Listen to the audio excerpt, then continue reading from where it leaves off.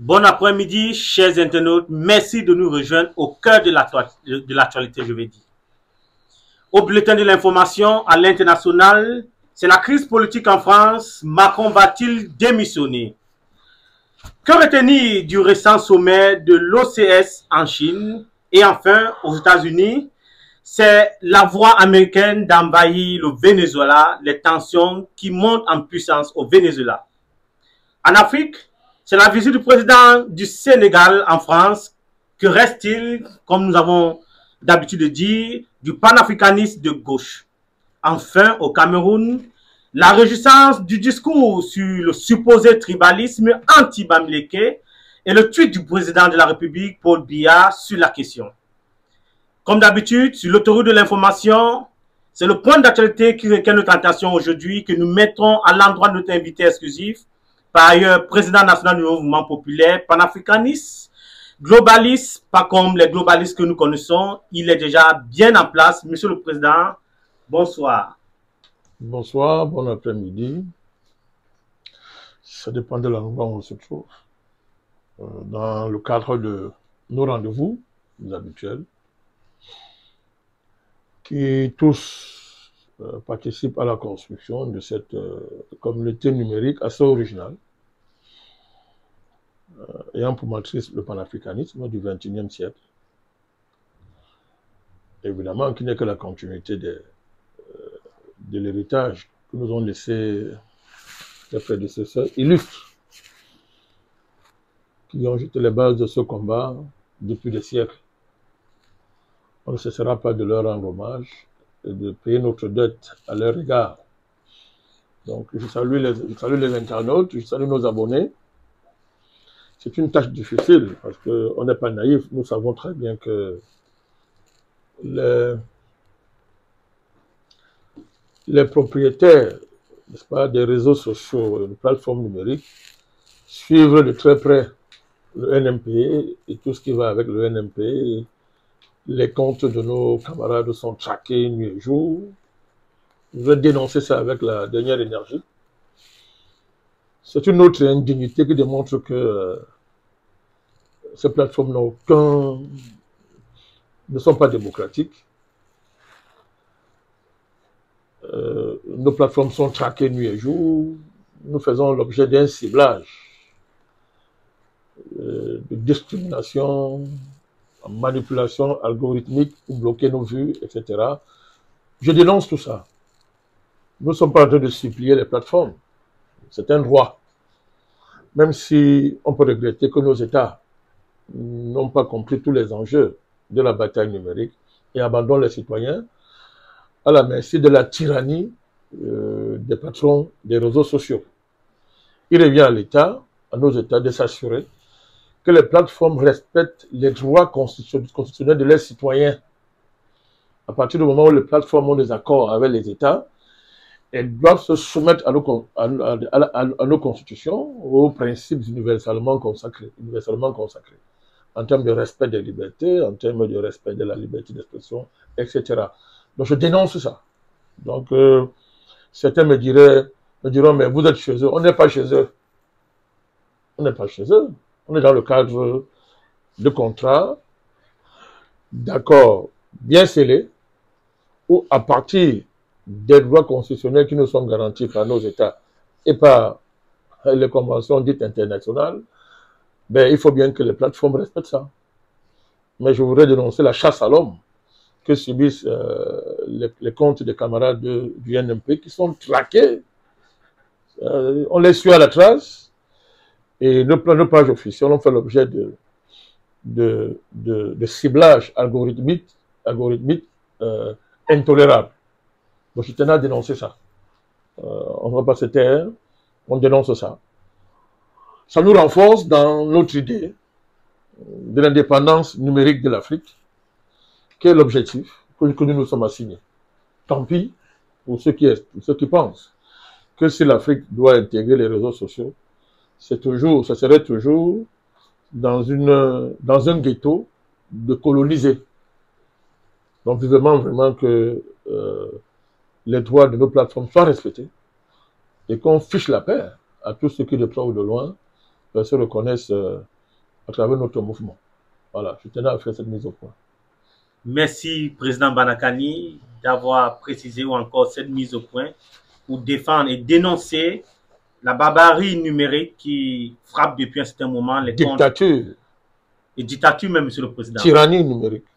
Les mots sont justifiés parce que plusieurs camarades du NMP et même les comptes du parti ont été frappés depuis un certain moment par les gestionnaires des plateformes numériques. Et c'est l'occasion pour nous de préciser que dans la poursuite de notre combat, une nouvelle chaîne a été créée sous le nom de Président Banakani officiel. Si vous voulez écouter le président, suivre le président sur toutes ses sorties, allez sur Président Banakani officiel et vous entrez en contact numériquement avec les vidéos du président. C'est l'occasion pour moi, avec votre permission, de continuer à inviter nos internautes, nos sympathisants, nos abonnés, à ne pas renoncer à la dynamique d'agilité qui fait la particularité de notre communauté numérique. Nous avons dès le départ invité nos internautes, d'abord être très agiles, c'est-à-dire capacité à fréquenter plusieurs plateformes à la fois, puisque nous sommes en guerre à tout moment. Nous pouvons être victimes de la dictature, de la tyrannie numérique. Il ne faut pas qu'on soit surpris. C'est pour ça que je ne cesserai pas d'appeler à la vigilance de tous nos sympathisants qui nous accompagnent à garder le réflexe de l'agilité. Parce que sans l'agilité, notre victoire dans cette guerre numérique n'est pas possible. C'est bien entendu, Président. Déjà, ils nous soutiennent beaucoup. Ils sont très d'accord de cette dynamique numérique que nous faisons. Et je pense que dans le cadre de Face aux internautes, certains noms seront prononcés ici pour les remercier particulièrement. Dans cette émission au cœur de l'actualité, Monsieur le Président, comme vous pouvez constater, l'un des tenors de cette émission, c'est Ghislain Guesseux, qui sera mon co-présentateur durant cette émission. Monsieur Ghislain Guesseux, bon après-midi. Bon après-midi, Monsieur Diengere, j'espère que vous allez bien. Ah, nous sommes au combat. Le président là, a annoncé les couleurs. Monsieur le Président, vous allez bien, Monsieur le Président? Je vais bien. Oui, c'est le violet, Monsieur le Président. Oui.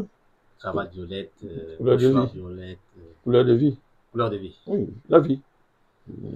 Mais pas oublier ma sempiternelle réponse à chaque fois que vous évoquez ça. Laquelle, Monsieur le Président? Je lutte, donc je vis. François, non. La famille je lutte, donc je vis. C'est noté, Monsieur le Président. Et voilà. Et puis, si vous trouvez que je suis élégant, mais tant mieux.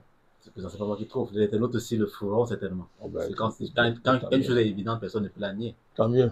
Dans le combat que nous menons, nous tenons à assumer à tout point de vue les valeurs d'espérance et d'optimisme, qui ne sont pas des postures, mais qui sont une vie. Voilà. Quotidienne. C'est noté, Monsieur le Président. Voilà. Monsieur le Président Banakani, nous entrons au cœur de l'actualité, mais nous commençons d'abord avec l'actualité au Cameroun. Depuis déjà un certain nombre de temps, nous assistons à certaines thématiques qui pullulent les chaînes de l'Occident, notamment les chaînes qui sont situées en France. Mais ces derniers temps, c'est les réseaux sociaux avec certains artistes qui continuent, qui jouent le rôle de relais sur une thématique qui parle du tribalisme, le supposé tribalisme bamileke, mais qui a été entériné ou conceptualisé par l'un des... Tribalisme anti-bamileke. Le tribalisme anti-bamileke au Cameroun. Bamiphobie. Oui, la bamiphobie, c'est là où j'arrivais, mais ça, c'est le concept qui a été entériné par l'un des professeurs camerounais de la pensée africaine, dite africaine, le professeur Achim Bembe, que sur ce même plateau, son compte avait été réglé dans tous les angles, c'est-à-dire intellectuels, même historiques et même politiques. Mais nous revenons encore au cœur de l'actualité parce que c'est le président national du Cameroun lui-même qui s'est penché sur la question. Et pour le bénéfice de nos internautes, il sera peut-être juste pour nous de prononcer les phrases du président. Allez-y. Le chef de l'État. Ok, le chef de l'État dont... Le président national, ça renvoie à des partis politiques. C'est le chef de l'État. Président de la République, monsieur le président. C'est ça. Son Excellence Paul Biya. Parce que vous avez dit, sans vous écouter, vous avez dit le président national du Cameroun. Oh, peut-être le président national du Rassemblement démocratique. Par ailleurs, candidat aux élections du 12 octobre. Ça arrive. Merci, Président, pour le rappel. Voilà. Donc, nous allons donc rappeler les mots du tweet du président de la République du Cameroun qui s'est aussi penché sur cette thématique. Il dit « Le Cameroun est un pays de grande diversité.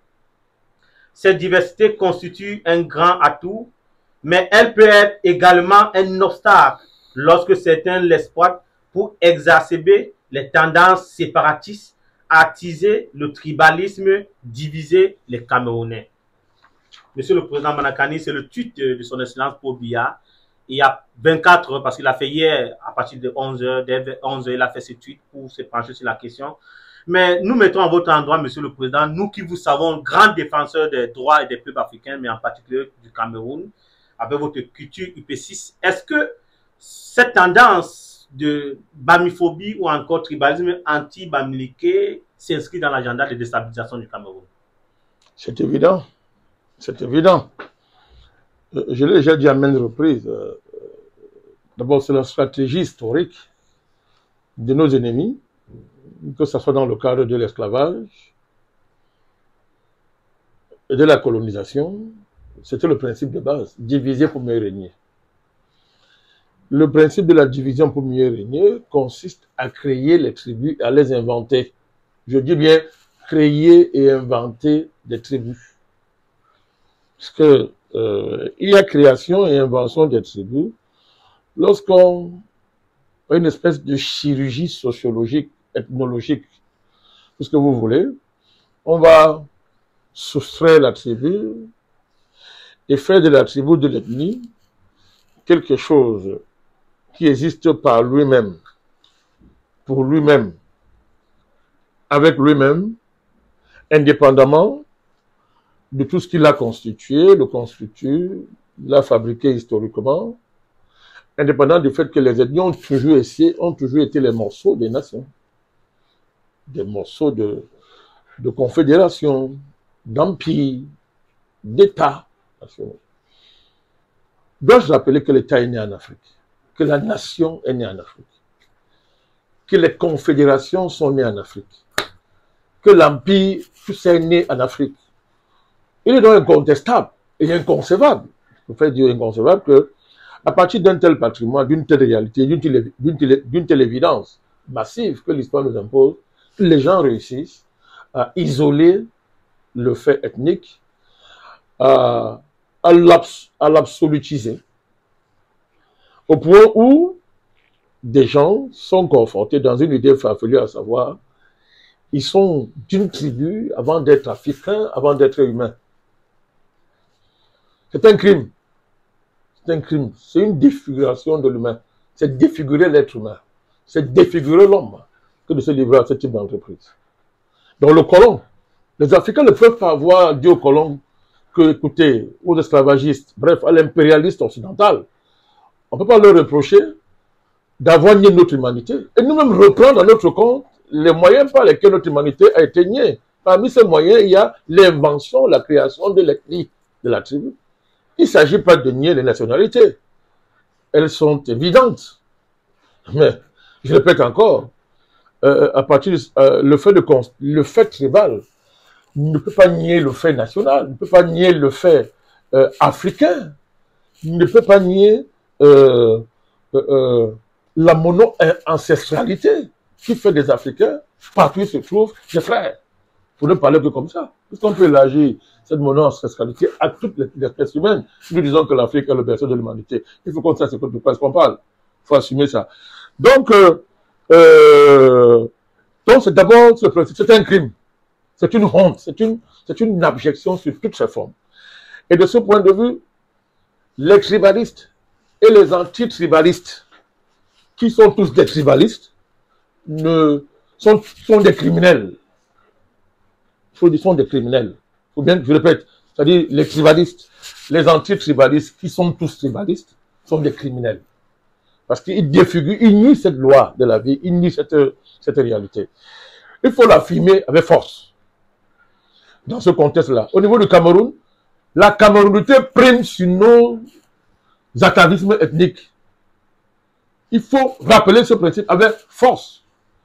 La Camerounité prime sur nos origines ethniques. Ma Camerounité, moi, Bandakani, prime sur mon origine ethnique. Quand je l'ai dit, je n'ai pas dissous mes origines ethniques. Je n'ai pas dissous, au contraire, je le valorise. Je l'élève au firmament de son expression. Il faut qu'on rappelle ces choses-là. Dans un contexte où les gens veulent faire croire au contraire que non, l'ethnie prime et beaucoup d'intellectuels, soi-disant de notre pays, ont joué à ça. Ils ont joué à ce jeu. Tout à l'heure, je revenais sur le tweet du président. Hein. Je revenais là-dessus. Parce qu'il faut qu'on se dise les vérités. Les gens ont joué à ce jeu dans notre pays. On a laissé croire que la Cameroun était un accident de l'histoire. Ça ne voulait rien dire. Que ce que nous fait d'abord, c'est notre appartenance ethnique. Ce n'est fondé sur rien. Ça n'a aucune base. Si on connaît l'histoire du continent africain, si on connaît l'histoire de l'Afrique, on ne peut pas dire des bêtises comme ça. On ne peut pas dire des bêtises comme ça. Donc, le NMP se lève fortement contre ça. Monsieur Achim Bembe, qui est venu cautionner, avait sa supposée autorité intellectuelle. C'est un voyou, doublé d'un criminel. Et il faut le traiter comme tel. Je suis heureux de voir que le masque tombe et que la figure d'autorité intellectuelle qu'on a voulu lui donner pour les œuvres de la France, aujourd'hui, est détruite par lui-même. Bon, pour nous, ce n'est pas une surprise. Nous connaissons ce voyou depuis très longtemps. Tout à fait plus de 40 ans que nous le suivons dans ses délits et ses dérives. Nous connaissons qui a Achim Bembe. Maintenant que lui-même ôte le masque et montre qui il est, c'est-à-dire un crypto-génocidaire, c'est une bonne chose. Ça clarifie les rapports. Et ça aide. Moi, je considère même que c'est une avancée. Hein. Parce que quand les masques tombent comme ça, c'est une avancée. Donc, il faut restituer ce débat et cette démarche dans son cadre historique. C'est comme ça que nos ennemis ont procédé. C'est comme ça qu'on a divisé l'Afrique. C'est comme ça qu'on a opposé les peuples. C'est comme ça qu'on a tracé les frontières à Berlin, les frontières coloniales. C'est comme ça qu'on règne sur l'Afrique, en nous opposant les uns les autres, sur des bases factices. Notre histoire est commune. Notre culture est commune. Est-ce qu'il faut encore appeler aux gens que l'unité culturelle de l'Afrique, des Africains, c'est un fait démontré par la science, à tout point de vue, et ça a été mis à l'honneur par Cheikh Anta Diop, même avant Cheikh Anta Diop, il y avait déjà des personnes qui avaient démontré l'unité culturelle de l'Afrique, à tout point de vue. Donc, il y a une dynamique réactionnaire, rétrograde, indéfendable à tout point de vue. Ça, c'est au niveau des principes. Maintenant, la réalité est celle-ci. Nos élites et l'État du Cameroun jouent avec le feu, ont joué et jouent avec le feu. Vous vous rappelez quand ce débat n'a pas commencé aujourd'hui, il y a quelques mois, ce débat a battu son plein dans notre pays à la faveur du crime de monsieur, d'un petit voyou qui prétend qu'il défend les Sawa, qui avait traité monsieur Neswandji de bandit. Vous vous rappelez? On s'en souvient. Très bien. On ne fera pas l'honneur de citer son nom ici. Donc, à l'époque, vous avez vu la plupart de certains universitaires camerounais et qui avaient ouvert les médias publics sur l'œil complaisant de l'État du Cameroun. Il a fallu que l'on se lève violemment pour que le CNC, si vous vous rappelez à l'époque, sorte de son silence sur la question et qu'à l'époque aussi après, le président avait aussi fait notre tweet. Il a fait notre tweet. Mais j'ai dit, il faut se dire, l'État camerounais lui-même a joué à ce jeu à un moment donné. La géoethnie est un levier de manœuvre dont l'État camerounais se sert à tout moment quand ça l'arrange. Il faut faire attention, quand ça l'arrange. Donc, on laisse courir de temps en temps l'idée que d'autres Camerounais, d'autres ethnies seraient menacées par une autre, etc. On joue à ce jeu-là. Et ça, ce n'est pas une vue de l'esprit. Des thèses ont été élaborées au Cameroun. Je donne un nom. Moi, je me rappelle quand M. Charles Doumba, secrétaire général de l'UDPC à l'époque, disait... L'UDPC? Oui, l'UDPC. Que le Cameroun, il a écrit ça, que d'autres Camerounais couraient risque de palestinisation. Risque de palestinisation à cause de l'ennemi Bamileke. Ce sont des erreurs graves. Il ne faut pas se dire d'erreurs. Donc, il y a ce jeu-là au Cameroun. Il y a ce jeu-là dans d'autres pays auquel se livrent des éléments de l'État camerounais qui, pour régner, jouent à ce jeu, reprenant à leur compte des recettes coloniales qui ont fait leur preuve dans la destruction de nos pays et dans la situation coloniale, l'union coloniale dans laquelle elle se retrouve.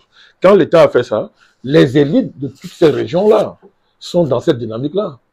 Qu'est-ce qui vous surprend que des tribalistes bamileke, battus et égarés sur le plan politique et historique, se livrent à ce genre de victimisation sur les zones de la France. pour justifier leur entreprise. À savoir qu'il y aurait de la bamiphobie au Cameroun et que pour ça, donc, les Bamileke devraient utiliser tous les moyens pour se défendre. Monsieur le Président, vous êtes très sincère lorsqu'il s'agit des sujets sur le Cameroun. Mais certains intellectuels camerounais pensent que la mouvance Bamileke... Intellectuels tribalistes. Bon, tout du moins, vous pouvez les qualifier comme vous voulez. Je ne qualifie pas, c'est un fait. Ok, Monsieur le Président. Ils pensent que cette mouvance Bamileke n'a pas de caricature politique.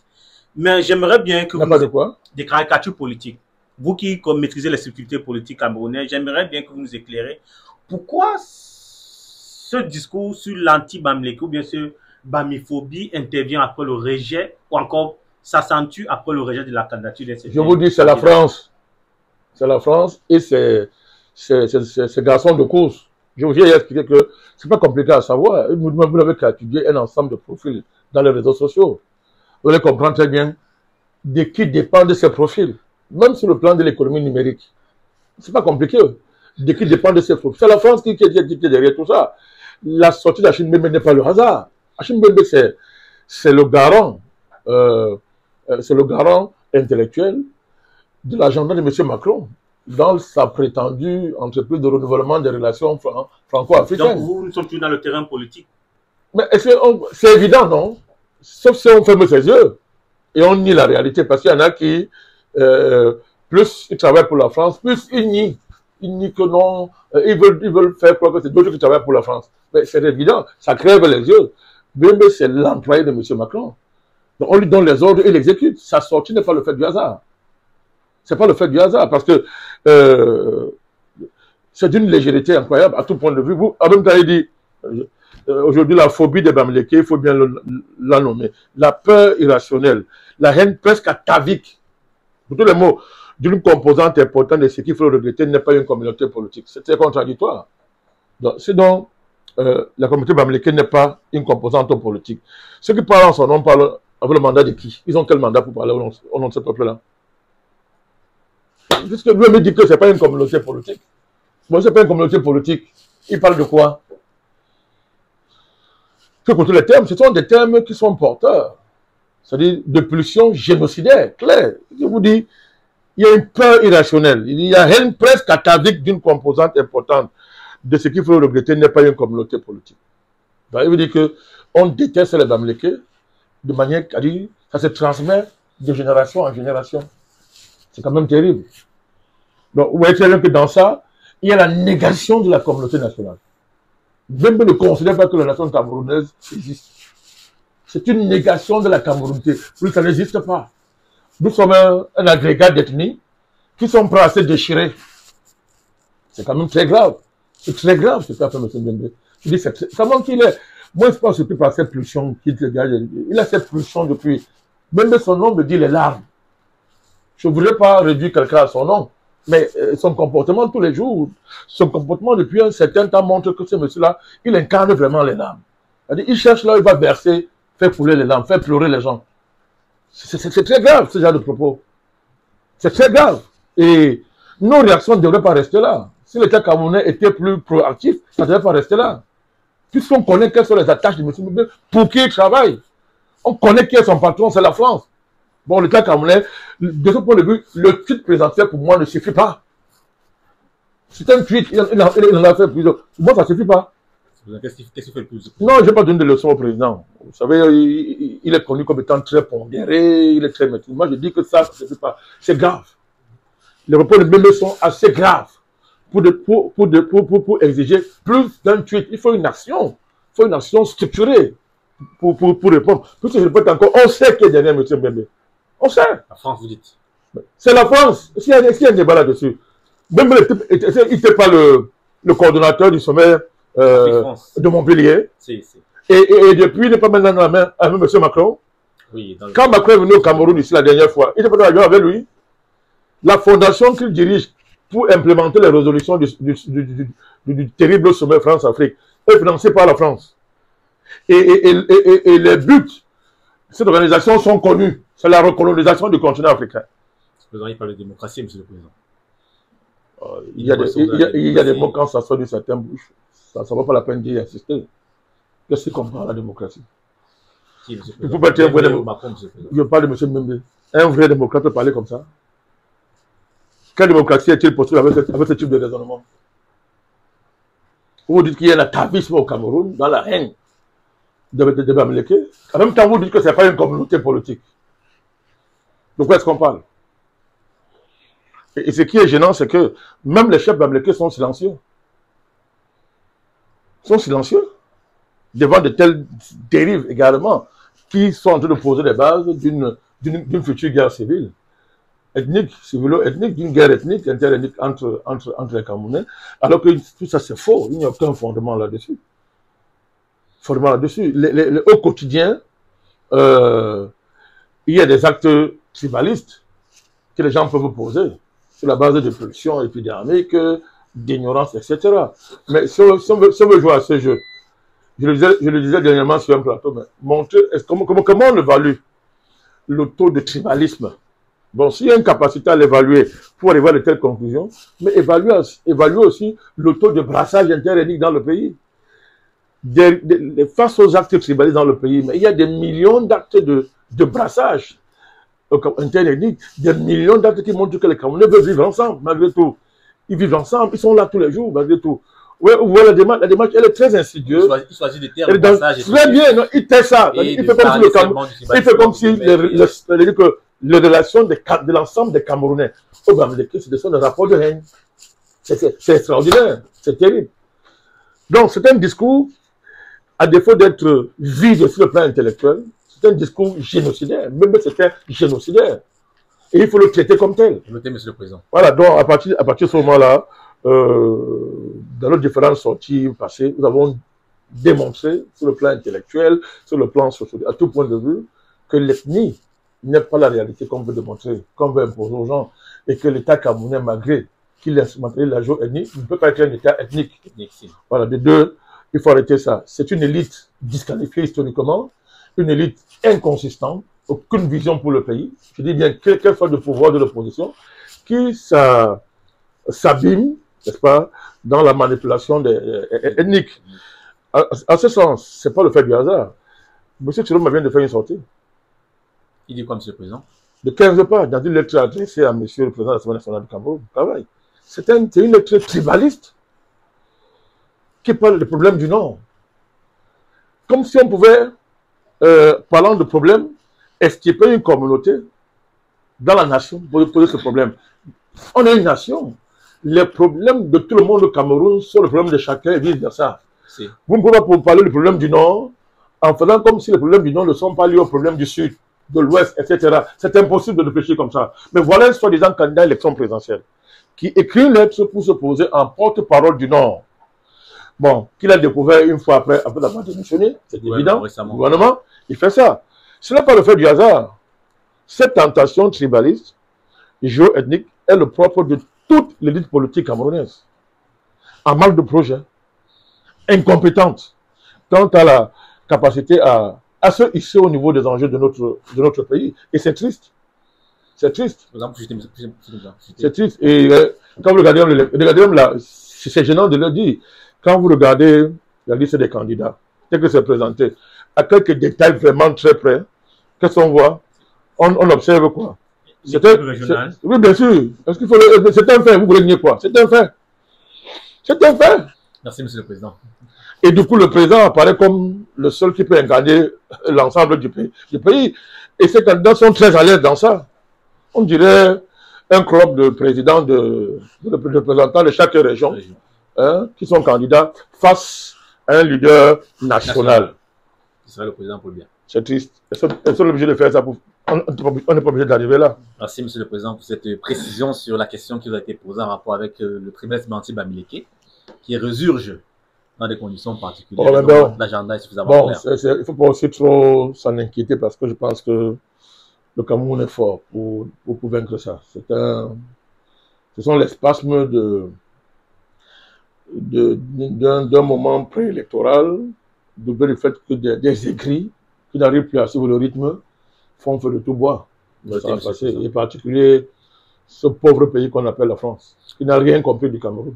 Monsieur le Président, le Cameroun est particulièrement résilient. Je pense que cette fois-ci, après, il démontrera sa résilience. Aucune force au monde ne peut le déstabiliser. Notez, Monsieur le Président. Allons-y du côté du Sénégal, Monsieur le Président Bandakani, pour constater quelque chose de particulier. Le fait que le président de la République du Sénégal, son Excellence Bassirou Diomaye Faye, a récemment fait un séjour en France du 26 au 28 août, notamment un séjour qui a été présenté par la presse sénégalaise comme étant essentiellement positif, fructueux et constructif. Le président Bassirou Diomaye Faye a notamment été reçu comme invité spécial par les entrepreneurs français au cadre du MEDEF.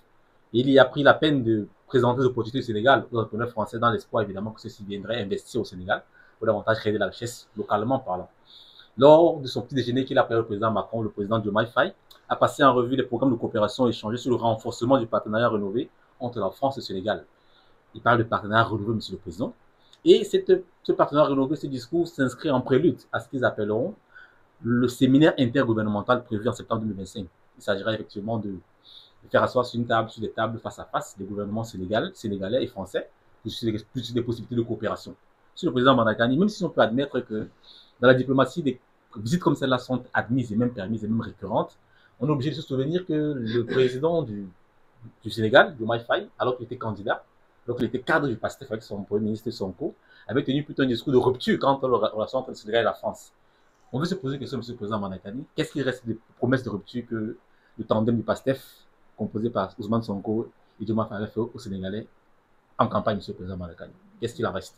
Si on cherchait une énième preuve pour être convaincu qu'en politique, les promesses n'engagent que ceux qui y croient, n'engagent que les naïfs et les idiots, on a la dernière preuve qui manquait à l'appel. Ce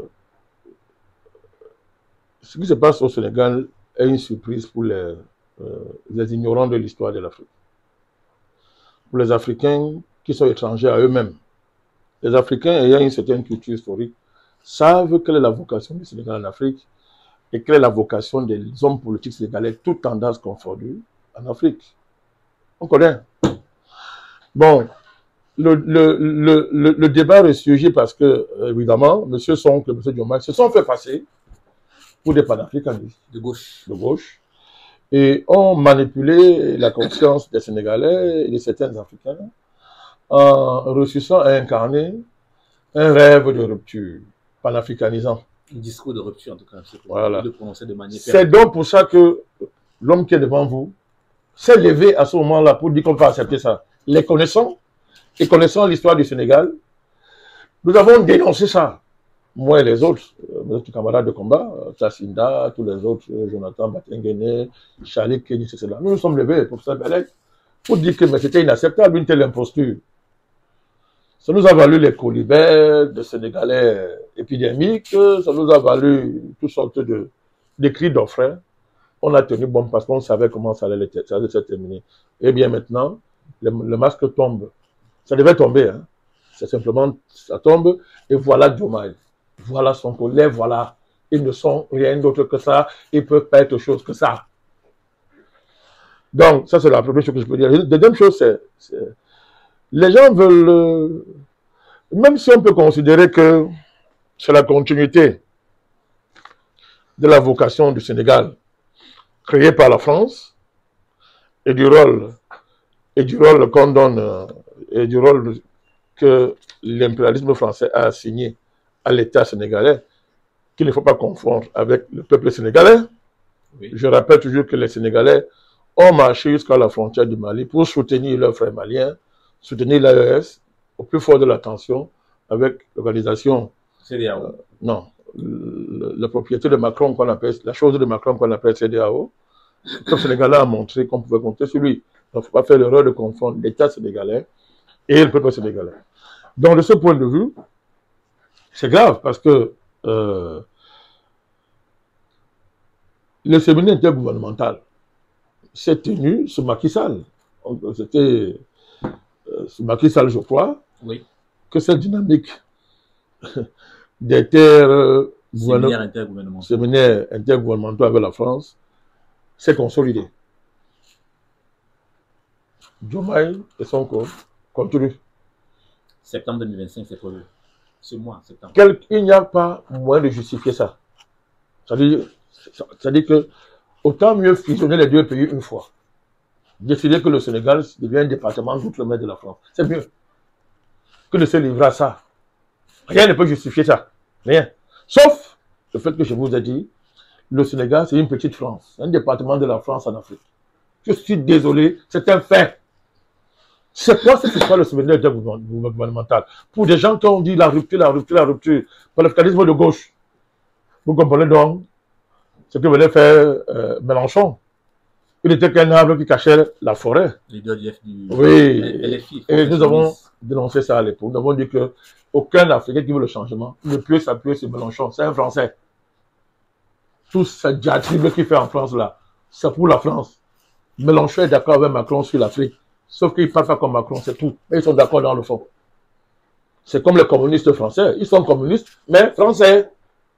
Ils sont communistes français. Il ne faut pas être ingénieux pour comprendre ça. Donc, mais c'est clair, M. Diomaye a montré son vrai projet. C'est un gouverneur de Paris, à Dakar. Voilà. Quand Sonko deviendra aussi président, ce sera un gouverneur. Et quand Diomaye va finir son mandat, il va aller habiter en France comme les autres présidents. Voilà. Il va rentrer dans son vrai pays. Le reste, vraiment, peut éviter de partir. Il n'y a rien à attendre du Sénégal à ce niveau-là. Il n'y a vraiment rien à attendre. Sauf le jour où arrivera à la tête du Sénégal un vrai panafricaniste, disciple de Cheikh Anta Diop. Oui, mais monsieur le président Diomaye Faye a quand même aussi, il n'a pas que rencontré Macron, il a aussi rencontré les entrepreneurs français. Et vous faites quoi? Pour discuter sur les différents projets et présenter le Sénégal. Vous voulez que je vous répète ce qu'il a dit aux entreprises françaises?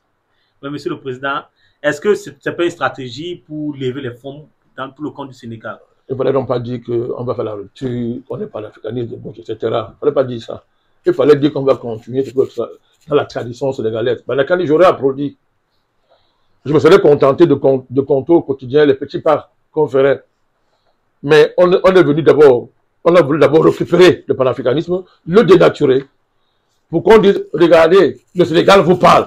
Vous avez bien à l'époque, c'était grave, hein? Le Sénégal vous parle. Donc, il était question carrément de détourner le combat panafricaniste vers l'autre sens. Ça peut vous faire sourire, mais c'était sérieux cette affaire-là. Il fallait se lever violemment contre ça. Si M. Diomaye avait fait comme les autres pour les politiciens sénégalais, M. Sonko, c'est pas, moi je n'aurais aucun problème avec lui. Puisque j'appelle toujours à voter pour eux. Parce que je suis bien conscient des rapports de force au Sénégal. Nous, les panafricanistes sincères, les vrais, on tient compte de la situation historique de chaque pays quand on veut l'apprécier.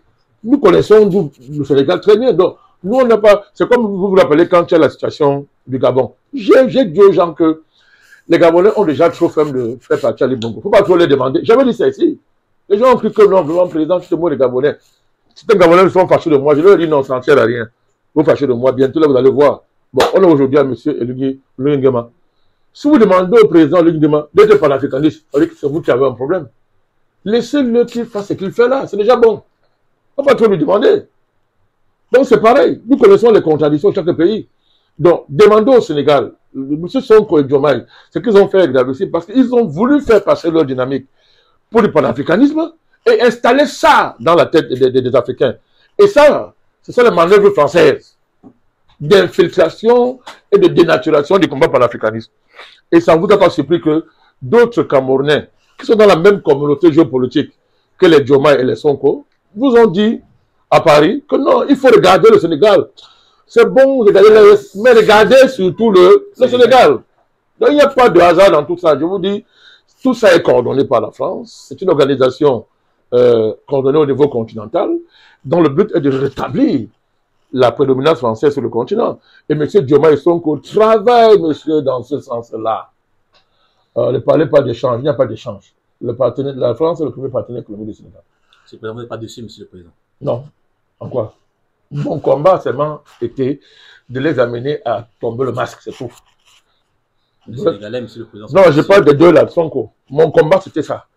Vous avez les Sénégalais qui sont morts, ils sont pas. Leur mort, on peut dire que leur mort a été vaine. Ils sont morts pour la démocratie. Ils croient à la tenance. Vous voulez pas. Ils sont morts sur la promesse de rupture, Monsieur. Oh, ben, ils vont gérer ça. Ils ont marché pendant des mois. Ils vont gérer. À l'époque, j'ai attiré leur attention depuis. Les émissions sont là. C'est ça le danger. J'ai passé le temps à attirer leur attention sur le vide de l'alternance qu'on vend aux Sénégalais. la vacuité du modèle de démocratie sénégalaise. J'ai passé mon temps à rappeler ça et je vais continuer à le faire. Mais sans forcer les traits, hein, parce que moi, mon rôle, je vous l'ai dit, c'était d'abord d'arrêter les souqueries de Sonko et de Diomaye.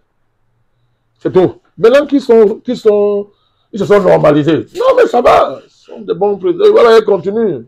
Après, ils vont l'habiter en France, certainement. Ou bien au Maroc. Comme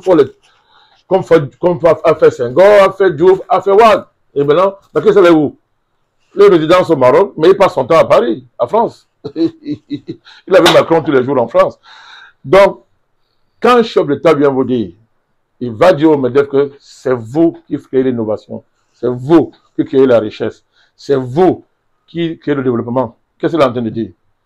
Et si vous tout le discours, le Sénégal a créé un cadre institutionnel au niveau du code fiscal, du code douanier, lutte contre la corruption. On a même créé un statut spécial pour les alertes, pour les lanceurs d'alerte. Et des petits tintins africains rient que c'est une révolution. On a fait une... Ça dit, ça fait pitié. Des vrais tintins, ils rient. C'est pas ça. Pour lutter contre la corruption, on a besoin de faire... Depuis qu'on lutte contre la corruption par les lanceurs d'alerte. Comment les gens sont bêtes comme ça? La même manière même de corrompre un pays, c'est de créer de pareilles lois. Mais tellement quand ça me fait rire. Donc, Diomaye a dit, nous les dirigeants sénégalais, notre rôle, c'est d'entretenir le mythe du Sénégal, vitrine de la démocratie, et comptoir moral pour tromper les Africains. Ça, nous on fait ça bien. Venez donc faire l'économie, parce que l'économie, c'est pour vous. C'est ça, ça rencontre avec le MEDEF. Vous voulez qu'on perde le temps sur des bêtises comme ça? C'est bien entendu, Président. Merci beaucoup. Alors que nous poursuivons cette émission au cœur de l'actualité, avant d'entrer en plein fouet sur l'actualité internationale, nous rappelons, chers internautes, de vous abonner sur la page ou sur la chaîne YouTube Président Banakani officiel. Vous tapez Président Banakani officiel et lorsque ça s'affiche, n'oubliez pas de liker et surtout de vous abonner.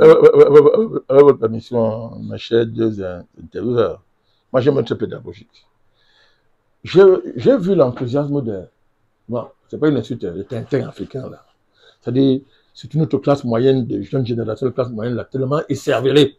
Se réjouit que Diomaye a fait, même au Cameroun, dans certains forums où on m'a mis, où je n'interviens même jamais. Le Sénégal nous parle. Oui, le Sénégal va suivre une loi révolutionnaire, il faut faire ça, on doit appliquer ça. Je veux rappeler que le Sénégal était toujours en première ligne dans la lutte contre la corruption. Quand la Constitution a inscrit les dispositions très pertinentes sous la forme de la déclaration de biens. Vous avez oublié? Non. Le résultat, c'est quoi? Ça empêcher Macky Sall de faire tout ce qu'il a fait, puisque Sonko dit que c'est le plus grand voleur que l'Afrique a jamais connu. Il dit que les comptes ont été truqués. Ça empêcher Macky Sall et ses élites et son camp de faire ce qu'ils ont fait. Ce n'est pas Sonko lui-même qui dénonce ça tous les jours. C'est Sonko, monsieur le Président. Bon, j'ai voulu faire ça, c'est de la pédagogie. Il faut qu'on cède d'être des enfants. On se bouge dans le... Ça fait rire, il ne faut pas réfléchir. Depuis qu'on lutte contre la corruption à travers de telles lois, ceux qui font ça eux-mêmes vont voler.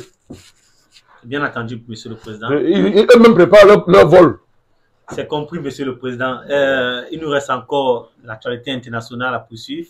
Et j'étais en train de rappeler qu'il existe dorénavant la chaîne Président Banakani officielle pour nos chers internautes qui sont déjà abonnés même à NF officiel. Ça n'exclut pas le fait de s'abonner aussi sur la chaîne Président Banakani officielle pour suivre toutes les sorties du Président Banakani. Monsieur le Président, nous poursuivons donc cette édition au cœur de l'actualité sur l'actualité internationale.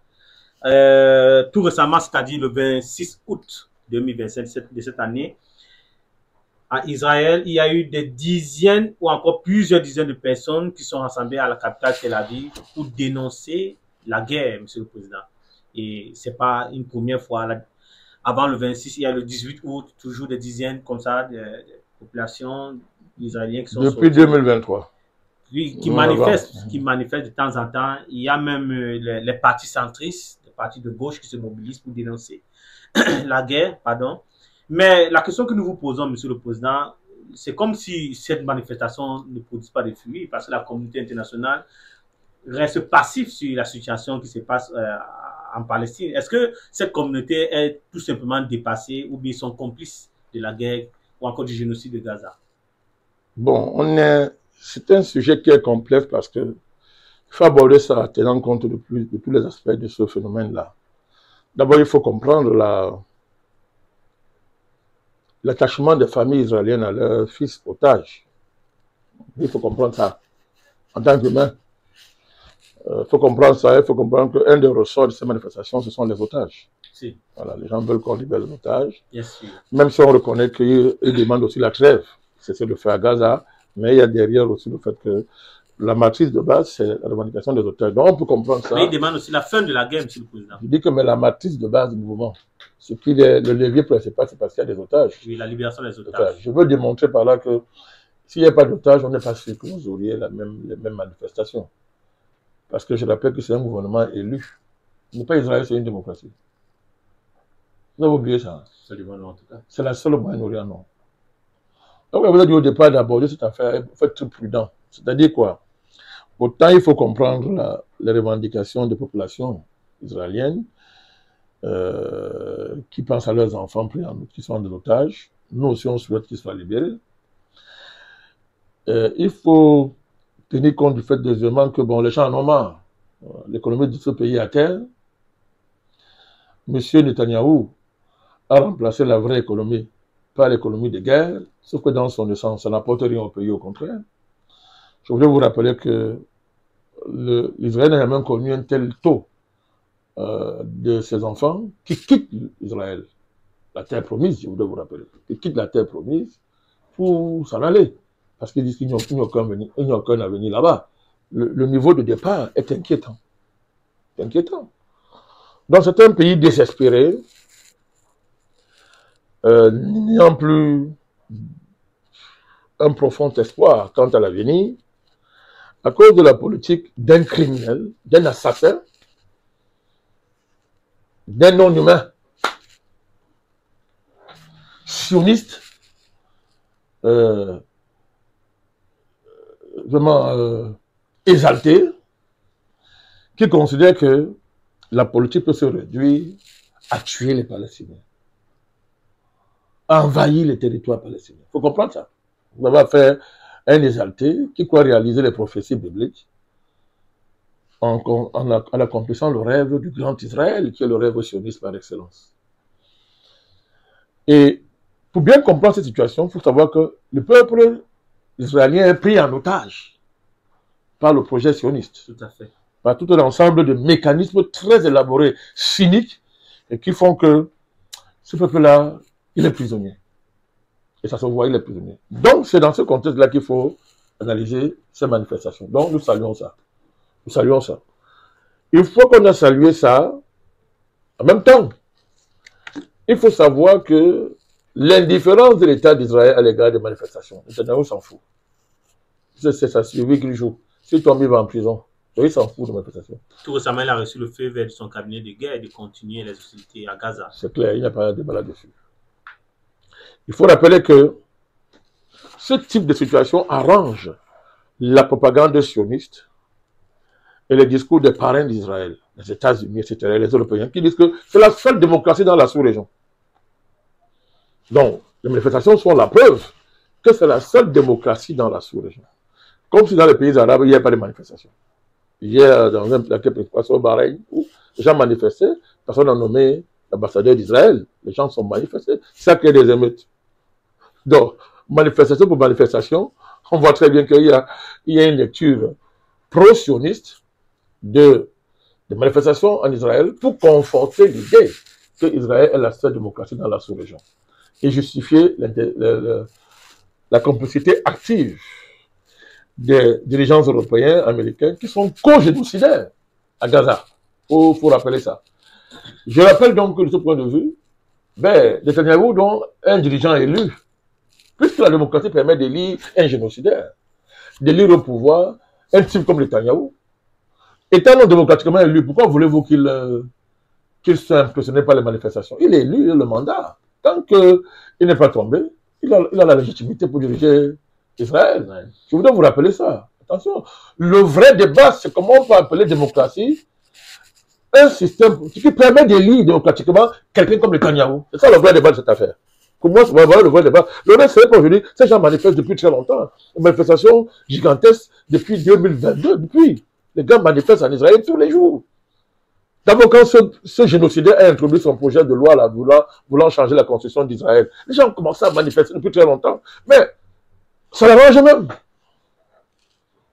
Ça l'arrange même. Oui, mais président, vous dites que ça l'arrange, mais sauf que les manifestations réactionnaires sont différentes des manifestations coordonnées. Je vais donner ici quelques partis politiques comme ça là, qui sont invisibilisés par le monde occidental. Il y a le parti centriste et le parti de gauche qui ne parvient pas toujours à élaborer une politique, enfin, qui a des politiques alternatives, mais ils sont invisibilisés. Quoi? Il y a Benny Gantz, qui est un ex-général du parti d'Union nationale. Il y a Yair Golan, qui est le président du parti de gauche sioniste. Il y a Avigador Lieberman, qui est le président du parti de droite radicale, qui ont des projets alternatifs à Netanyahou, mais qui sont invisibilisés, monsieur le président. Qui les invisibilise? Monsieur le président, le monde occidental soutient Israël. Bon. La gauche israélienne vaut ce qu'elle vaut. Je vois où vous voulez en venir. Parce qu'en Afrique, quand on est opposant, on est visibilisé par les médias mainstream. Pourquoi en Israël, ceux qui ont des projets alternatifs en Netanyahou ne sont pas? Parce que les Occidentaux sont contrôlés par le sionisme. Vous ne le comprenez pas ça. Les groupes sionistes sont très puissants en Occident, très organisés. Netanyahu vous a dit que... Vous n'avez pas vu la vidéo que circule depuis? Où il dit carrément que le Congrès américain, le président américain est dans leur poche. Est-ce que tu n'as pas vu ça? Ils ne vont pas. Il est encore très jeune déjà quand il nous dit ça. Et il relève simplement une réalité aux États-Unis. C'est l'AIPAC qui décide qui est président aux États-Unis. L'AIPAC. L'AIPAC, c'est un lobby juif aux États-Unis dominé par les sionistes. Voilà. Donc, vous voulez qu'on parle de la France? La France, c'est le marchepied, c'est l'essuie-pied du CRIF. Vous connaissez le CRIF, non? Ce n'est pas la seule organisation juive en France. Hein. Les gens ignorent ça. Elle est particulière parce qu'elle est pro-sioniste. Et elle invisibilise en France d'autres organisations juives qui ne sont pas d'accord avec la politique du CRIF, qui contestent même le fait que le CRIF puisse les représenter. Vous voyez où c'est pas ça? Mais le CRIF, là, en France, là, la France leur récipient, ils insultent le président français comme ils veulent, ils donnent des ordres comme ils veulent. Vous n'avez pas vu le contrôle absolu qu'ils ont exercé sur les médias quant à ce qui est la gestion de l'après-attaque du Hamas, je crois que c'était en octobre 2021, je crois. 2024. Le 7 octobre, pardon. On n'a pas vu ce qui s'est passé, en France. On a traité d'antisémites, tous ceux qui... tous les médias, tous les hommes politiques, il y a même eu des marches, des positions ont marché contre l'antisémitisme. Et Marine Le Pen était là. Rassemblement national était là, tout ce genre était là. Donc, il ne faut pas de naïveté dans cette affaire. Il ne faut pas être naïf. Donc, la gauche israélienne vaut ce qu'elle vaut. Je sais que ce serait excessif de dire que c'est bonnet blanc, blanc, bonnet. Mais c'est pas loin de ça. Hein. C'est vrai. Oslo, c'était sous un parti de gauche. L'accord d'Oslo. Isaac Rabin, qui était tué après, l'extrémiste. Les avancées qu'il y a eu avec les Palestiniens, c'est généralement sous le gouvernement de gauche, travailliste, etc. C'est un fait historique, mais de là à croire qu'ils sont fondamentalement différents, c'est un pas qu'il ne faut pas franchir. Donc, mais c'est la démocratie israélienne. Hein. On peut invisibiliser la gauche. On peut l'invisibiliser. Voilà, c'est la démocratie israélienne. J'insiste et j'insiste, monsieur Diengre, je vous en prie. Le vrai débat, c'est la nature de la démocratie israélienne. Ça permet de savoir que le mot démocratie est un nom. On nomme un régime démocratique. Donc même un régime fasciste peut se nommer démocratie. Hitler était un régime démocratique, mais nazi, non? Comment? C'est ça qui est intéressant à comprendre. Voilà, à partir de là, les États-Unis est une démocratie, mais génocidaire, impérialiste, criminel, démocratique. La France est une démocratie. Colonial. C'est ça qu'il faut voir. C'est ça qui est important à refaire ressortir dans cette affaire. C'est ça qui m'intéresse. C'est que voilà une démocratie qui est libre démocratiquement, c'est-à-dire que les peuples sont, plus qu'en démocratie, les peuples sont libres. Ils sont illuminés, éclairés par les lumières de la démocratie. Ils ont donc élu en connaissance de cause Netanyahou. C'est ça le vrai débat. Le président Bandakani avait parlé du CRIF tout à l'heure. Et le CRIF a pour quartier général la France, un pays qui va être l'objet de notre méditation actuelle, M. le président Bandakani, parce qu'en France, il se produit un phénomène particulier. Premier ministre français, M. François Bayrou, qui on peut dire comme un vieux bousquet de la politique française parce que élu depuis au moins 20 ans, M. le président Mandakani, et actuel Premier ministre de la France, a donné une conférence de presse récemment. Et cette conférence de presse était donnée dans le cadre de l'élaboration du budget 2026. Il a annoncé lors de sa conférence de presse qu'il soumettrait son gouvernement à un vote de confiance. Et en le faisant, il respecte ainsi la disposition du Conseil de la France, notamment l'article 49.1, qui lui permet de recueillir d'abord la confiance du Parlement avant, n'est-ce pas, d'initier une démarche comme celle-là. Il a donc proposé que le 8 septembre se tienne ce vote en question. Et selon cette analyse politique, il semblerait que Bayrou ait choisi de ne pas subir l'instabilité politique, mais de la précipiter pour mieux s'en extirper. Parce qu'on se souvient que récemment, le premier ministre qui l'a précédé, Michel Barnier, a eu des situations sérieuses avec le budget, et c'est ça qui a provoqué sa chute de son gouvernement. Il a donc pris la parole, il a dit, et je le cite, « Et notre pays est en danger parce que nous sommes au bord du surendettement. » Là, c'est le premier ministre français qui parle. On suppose que sa parole est une parole qui s'appuie sur des informations suffisamment précises et concises quant à la réalité financière de la France. Et il a ajouté, « Y a-t-il ou pas urgence nationale de rééquilibrer nos comptes publics et à échapper parce qu'il est encore possible à la malédiction du surendettement. » Monsieur le président Mandakani, les parlementaires français, notamment les différents partis qui sont reçus à l'Assemblée nationale française, ont pris acte de cette intention du Premier ministre Bayrou de leur proposer un vote. Ils ont réagi. Il se trouve, monsieur le président Mandakani, que des groupes politiques, des groupes parlementaires en France, les 4 groupes de la gauche et de l'extrême droite ont totalement, clairement indiqué qu'ils voteraient contre soutien au gouvernement en question. Ils correspondent à 336 sièges, c'est-à-dire 57% du Parlement français. Ce qui veut dire que si les votations de vote est actée comme telle, eh bien le gouvernement Bayrou se verra dans le verset démissionner. La France alors se retrouvera sans gouvernement, monsieur le président Mandakani. Monsieur le président Mandakani, il y a une question qui se pose et que nous voulons vous la poser, monsieur le président. Manifestement, la France s'enlise dans une impasse gouvernementale. Et celle-ci est consécutive au fait que la crise de représentativité est grande. Parce que le camp présidentiel dirigé par le président Macron est en minorité dans le Parlement. Quelle est la signification réelle de cette crise politique qui semble irrésoluble? Parce qu'on a d'un côté les Français qui ont de plus en plus la haine contre leur président, qui est très impopulaire, et le président Macron qui a dit Mordicus, je dirais le thème du mandat, monsieur le président Mandakani. Qu'est-ce qu'il faut en comprendre? La même signification que j'ai dégagée quant à la question d'Israël. Vous dites que les Français sont fâchés de leur président. Oui.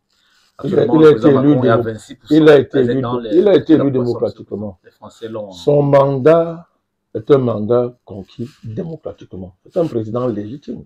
Il se fait de quoi? Ils sont en démocratie. Est-ce que les Français l'ont voté, monsieur le président? C'est vous qui l'avez voté. Mais il y a plusieurs rapports qui parlent de trucage de vote aussi. Non, c'est vous que ça dérange. Ça dérange les Français. C'est-à-dire, je ne cesserai pas de remettre, vous me demandez, monsieur Nguesse, la vraie signification de cette crise politique qui semble irrésoluble. Les Français et les Occidentaux vont régler leurs contradictions. Ils disent qu'ils sont en démocratie, le régime le meilleur que le monde ait jamais connu. Ça garantit le bonheur, les lumières, et c'est la manifestation suprême de l'état de civiliser. Vous pouvez vous élire démocratiquement quelqu'un, et il ne même pas 3 mois, vous commencez à dire que vous vous êtes trompé. Macron a été élu, ça n'a pas fait 3 mois. Les Français ont commencé, il a commencé la lune de miel, s'est transformé. Il a été élu sur la base d'un vote par défaut, monsieur le président. Les Français ne voulaient pas avoir Marine Le Pen. J'ai dit son premier mandat, il avait été élu, non? Le second, monsieur le président, c'est contre Marine Le Pen, monsieur le président. Oui. Et les Français ont fait ce qu'ils appellent le non, je commence le premier. Républicain. Je commence le premier même. Ça n'a pas fait 3 mois. La lune de miel s'est transformée en lune de guerre. Lune de guerre. Et depuis, ça n'a pas cessé jusqu'à son deuxième mandat, jusqu'à la date d'aujourd'hui. Il y a un problème, monsieur Nguessu. Que des gens élisent quelqu'un, au bout de 3 mois, ils se disent que, mais attends, on s'est trompé, ça ne va pas. La France est malade, profondément malade. Et les Français doivent s'interroger eux-mêmes sur leur état mental.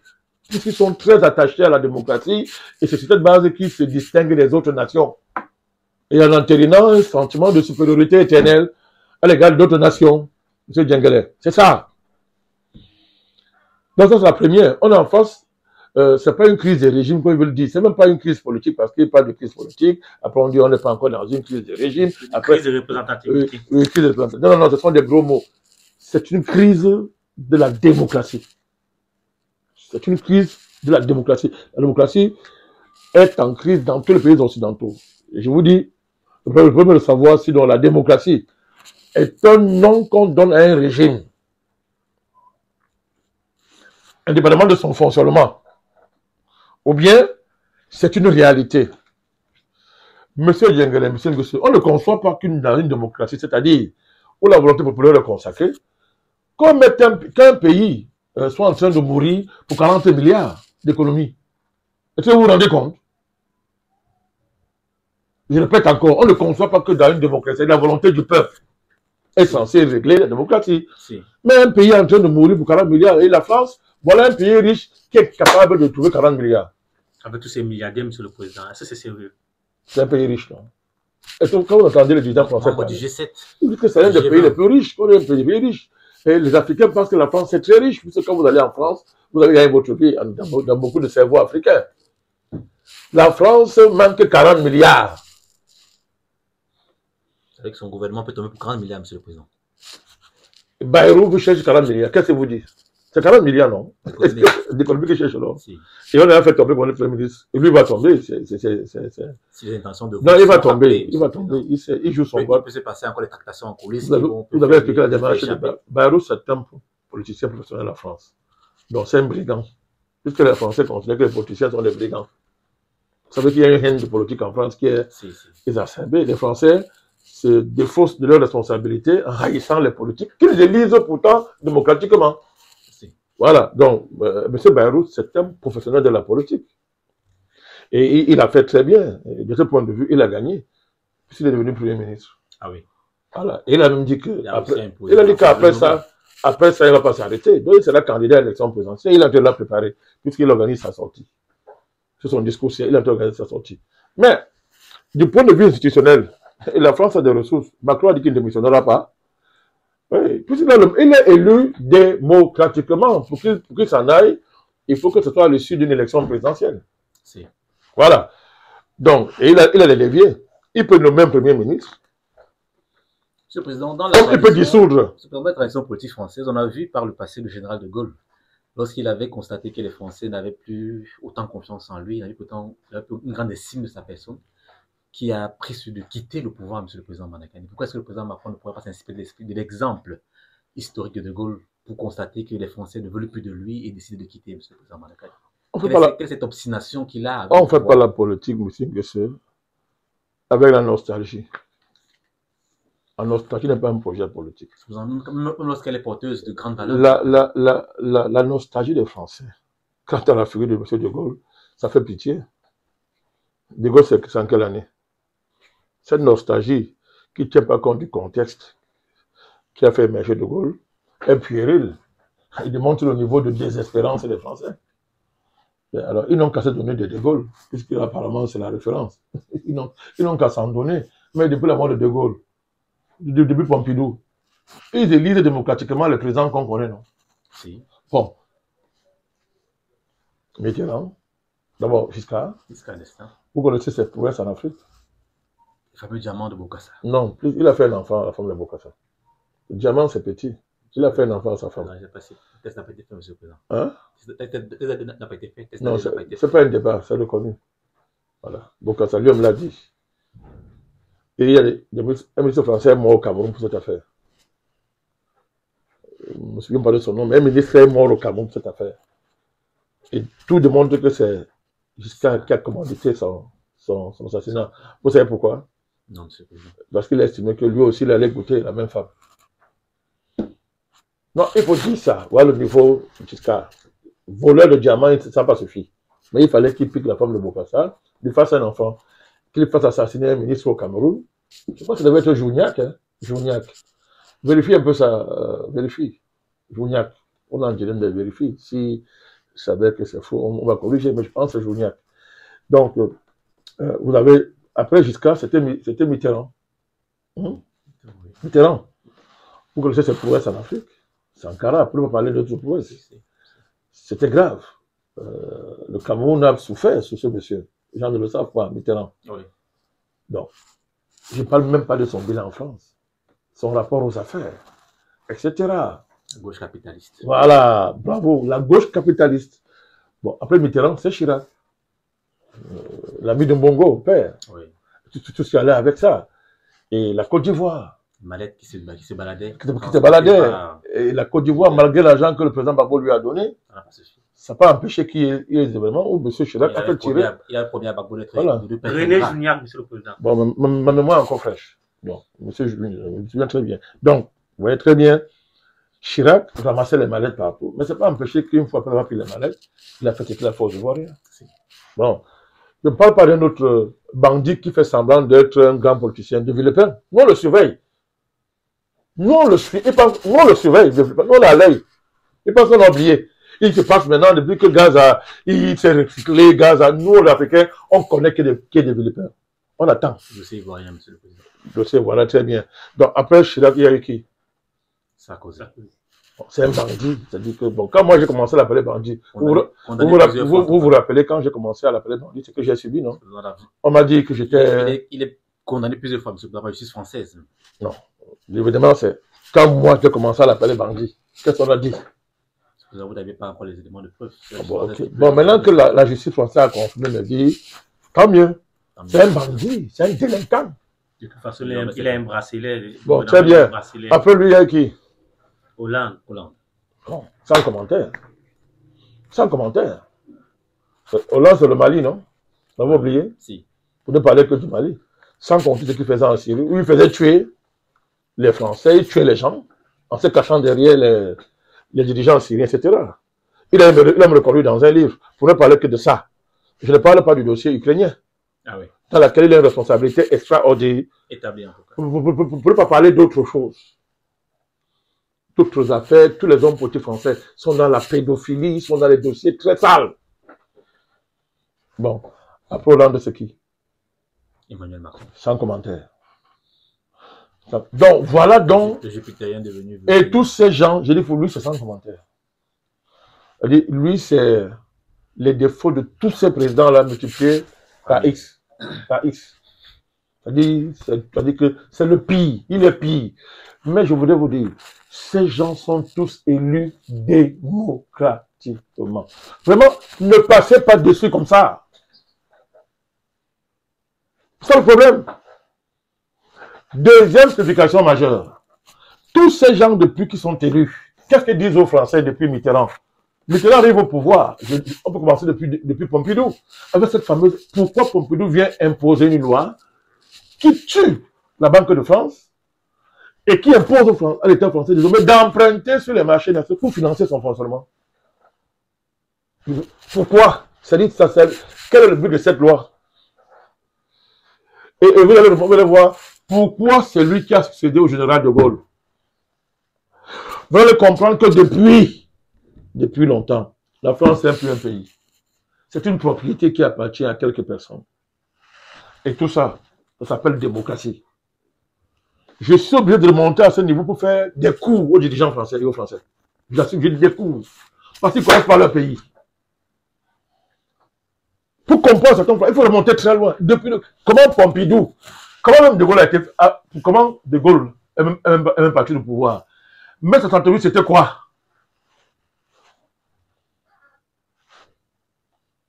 Avec le Cohn-Bendit, pédophile.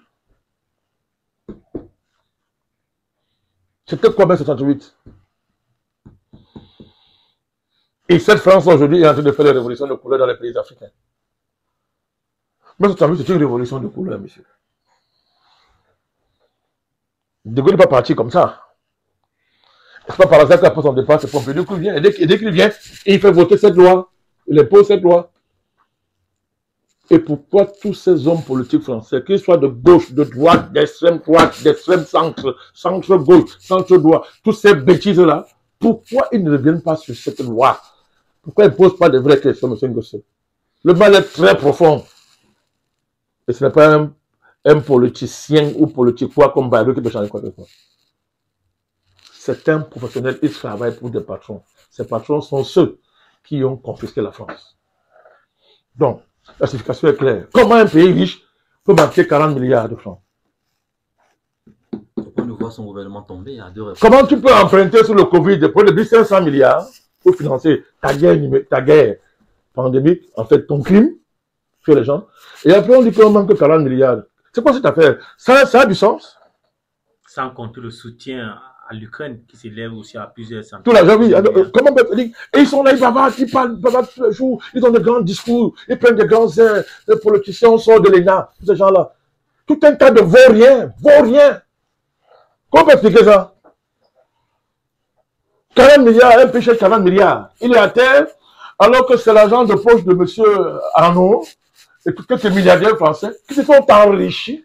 Pour que cette politique qui enrichit des milliardaires, des gens sont tellement riches, 1000 fois la dette du pays. Et on cherche 40 milliards. On cherche 40 milliards. Il n'y a pas de milliardaires patriotes en France qui vous disent que bon, que je donne 40 milliards à l'État français. C'est encore un pays. C'est un label. C'est un label. Tous ces pays occidentaux sont des labels. Nous, néocoloniaux, on a encore mieux. Hein. On a l'histoire devant nous. Hein. Je vous dis que on est des néocoloniaux, on est mieux. On est mieux. Et là, c'est fini. Ce sont des labels. Ce sont des labels. Expliquez-moi ça. Voilà la signification de la crise. Notez, M. le Président, pour continuer, s'il vous plaît, sur la question. Pays très riche. Soit disant que c'est 6e puissance mondiale. Qui manque 40 milliards. Et après, on va donner le soir à la Russie. On dit que la Russie, c'est un pays pauvre. Non, Monsieur le Président, pour retenir donc pour vous... Après Macron, le petit bavard là, il va donner le soir à la Russie. Pour retenir donc pour vous, la démocratie serait donc un vacuum politique pour établir les criminels à la tête des États. C'est un fake. Ce sont des fake démocraties. Fake démocratie. Le président quittant la France et empruntant un vol Air China pour arriver tout droit en Chine, notamment la ville de Tianjin, qui a abrité le 31 août et 1er septembre le sommet de l'OCS. L'OCS, évidemment, c'est l'Organisation de coopération de Shanghai, qui est une organisation qui a réussi à réunir un ensemble de pays intéressants, M. le Président Mandakani. Pour l'histoire, nous devons retenir que l'OCS a été créé initialement avec 6 pays. Aujourd'hui, elle a 10 États membres, 2 États observateurs et 14 États partenaires au dialogue. Et elle regroupe en son sein la plus grande couverture et la plus grande population au monde. Parce que 40% de la population mondiale. C'est noté, M. le Président Mandakani. Effectivement, parmi les invités de marque à ce sommet, on a noté la présence très remarquée, évidemment, du président de la Fédération de Russie, son Excellence Vladimir Poutine, qui n'est pas venu seul, qui est venu accompagné du président de l'Inde, le Premier ministre de l'Inde, Narendra Modi, qui était présent, parce que le président Mandakani. Et à côté d'eux, il y avait encore une vingtaine de chefs d'État qui étaient présents, toujours pour le même sommet, M. le président Mandakani. Et le président chinois, qui était l'hôte de l'événement, a prononcé un discours dans lequel il a dit, proposé une initiative qu'il a nommée l'initiative pour la gouvernance mondiale.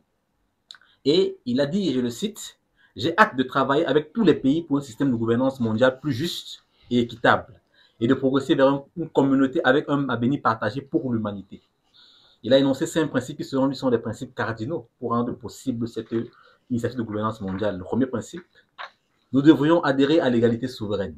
Le deuxième principe, nous devrions respecter la primauté du droit international. Le troisième, nous devrions pratiquer le multilatéralisme. Le quatrième, nous devrions préconiser l'approche centrée sur les gens. Et le cinquième et dernier, nous devrions nous concentrer sur la prise de mesures concrètes. Monsieur le Président Mandakani, lorsque l'Occident collectif se réunit, notamment dans le cadre du G7, du G20, de l'OTAN, on entend parler de guerre et seulement de guerre. Mais le Sud global vient se réunir à l'OCS et on entend parler de paix et de prospérité. Et désormais, une initiative est sur la table, notamment l'initiative du gouvernement mondial sur la table. C'est-à-dire le Sud global désormais se croit compétent pour initier la dynamique de gouvernance mondiale, M. le Président Mandakani.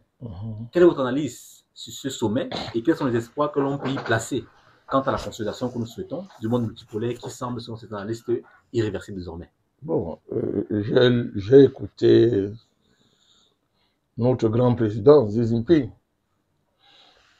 entre autres ses discours, différents discours. On a tous apprécié le tapis rouge déroulé au président Poutine, au président Erdogan, au président Premier ministre Narendra Modi, président iranien, voilà, bon, les 4 autres membres qui avaient rejoint l'organisation après sa création.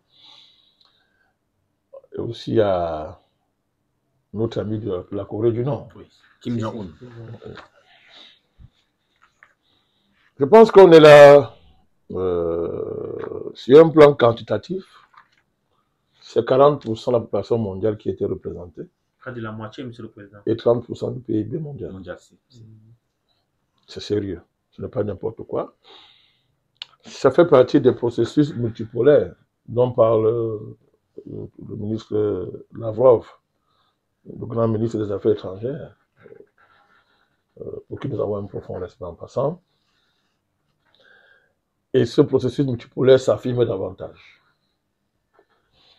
Mais quand on remonte à la naissance de cette organisation, puisque c'est d'elle qu'il s'agit, l'Organisation de coopération de Shanghai, en 2001, à l'origine, c'était une organisation vouée à la sécurité, pour régler les problèmes de sécurité. Il faut rappeler que on a changé le nom du traité de Shanghai, oui, lui-même consécutif à la résolution du fameux problème militaire sino-russe de la Chine-Union soviétique qui avait abouti à la fameuse rupture entre la Russie, l'Union soviétique et la Chine. De manière fondamentale, cette organisation, ce traité, c'était ça. Mais au fur et à mesure, il a muté. C'est devenu plutôt une grande plateforme maintenant économique, dans laquelle la Chine joue un rôle central, il ne faut pas se cacher. Si. La Chine joue un rôle central. Et dans le cadre de sa guerre contre les États-Unis, l'organisation de la coopération de Shanghai est un instrument puissant dans les mains de la diplomatie chinoise, mais aussi dans le cadre de l'élaboration des processus multipolaires à l'échelle du globe, à l'échelle globale. Cette réunion, aussi, de manière particulière, a affirmé de manière claire une alternative contre l'OTAN. On voit bien que c'est clair, c'est dit clairement, mais c'est même pas caché. Comme, ok, depuis là, on dit clairement, le président Poutine l'a dit, on aurait dit une rencontre expressément anti-occidentale pour dénoncer l'impérialisme occidental et dessiner une autre alternative, un autre monde qui se regroupe pour dire c'est terminé.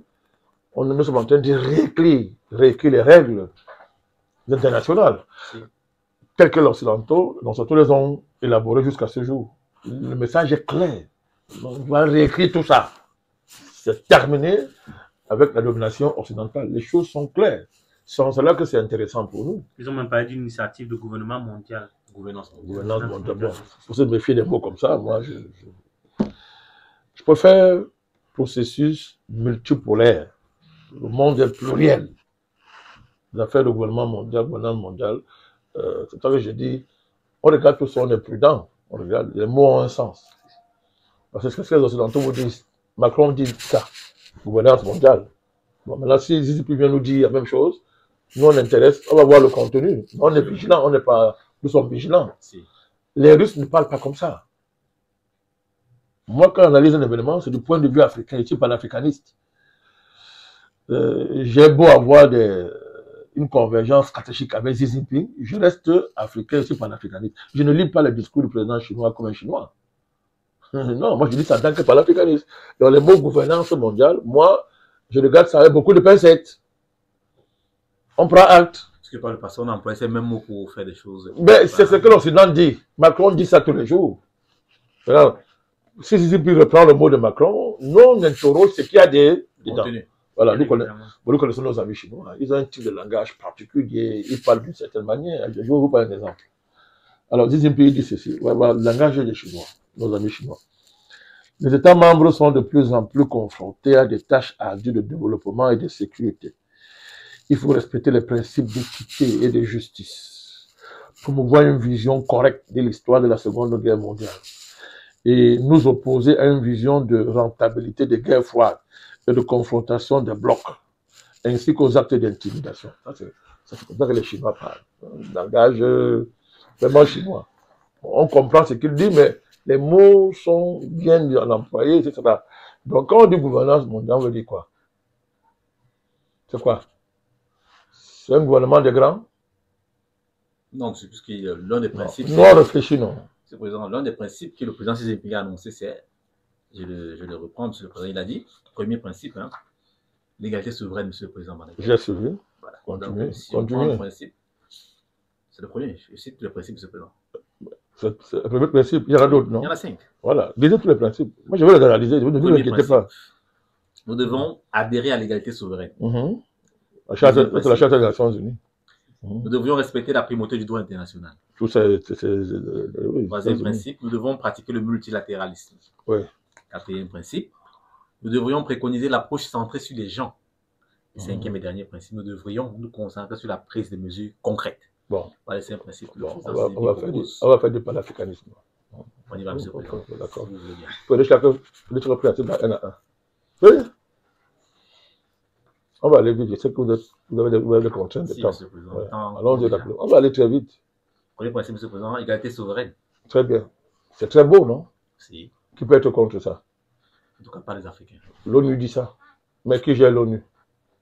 Occident collectif. De temps en temps, en alliance avec les qui? Avec la Chine. Les membres du membres Conseil de du sécurité permanent. Donc, vous pas trop vous enthousiasmer très vite quand un pays dit égalité souveraine des nations. Hein? Je suis un panafricaniste. Quand je lis un discours, mon rôle est d'éclairer les gens, des Africains, tous ceux qui nous écoutent. On est dans la géopolitique et la géostratégie. Je vous dis que les dirigeants chinois, ce sont des gens très forts. Les mots sont bien pesés. Donc, il ne dit rien là, c'est ce que l'ONU dit. Oui. Mais de manière concrète, à l'ONU qui décide. C'est au Conseil de sécurité. Si un pays africain veut s'associer à l'ONU, il doit faire alliance soit entre, il doit être allié aux Occidentaux, soit à la Chine ou à la Russie. Un membre qui a le veto en tout cas. Très bien. Maintenant, ça nous conduit au deuxième. Lisez le deuxième critère, vous allez voir. Deuxième point, c'est comment on décrypte des concepts comme ça. Respecter la primauté du droit international. Ça veut dire quoi? Ce droit international, c'est comme en l'État, non? Si. Est-ce qu'ils ont parlé d'un nouveau droit international? Non. Même si pourtant la Chine est en train de l'écrire à son avantage. Pas pour vous, à son avantage. Ce droit international en l'État consacre un rapport de force qui culmine au Conseil de sécurité. C'est là qui est le verrou. Vous n'y avez pas accès. Mais maintenant, si vous... Non, on dit que vous aurez accès avec un membre qui va vous représenter vous tous. Nous, on dénonce ça. Je suis le cas avec ça. Il n'y a pas un membre qui va représenter les Africains. Allons-y. Nous devrions pratiquer le multilatéralisme. Voilà. Ça veut dire quoi? De manière concrète, ça veut dire que bon, je suis avec l'Occident, je suis avec la Chine, je suis avec la Russie, je suis avec les consorts. Je choisis mes partenaires de manière souveraine. Mais c'est ça que tout le monde fait. Dans cette situation de multilatéralisme là et consorts, quels sont les gagnants? Pour l'instant, l'Occident est davantage gagnant. La Chine aussi est gagnante. À... La Chine est gagnante. Ce sont les puissances économiques. Donc, continuez. Moi, je vais vous regarder. Continuez. Nous devrions préconiser l'approche centrée sur les gens. Ça veut dire quoi, les gens? Les individus concrets, monsieur le président. Les gens. Non, ça veut dire quoi, les gens? Les citoyens des États, monsieur le président. Faites attention avec les mots comme ça. Oui, faites attention. Oui, oui. Bon, très bien, d'accord. On a géré les gens comment pendant le Covid?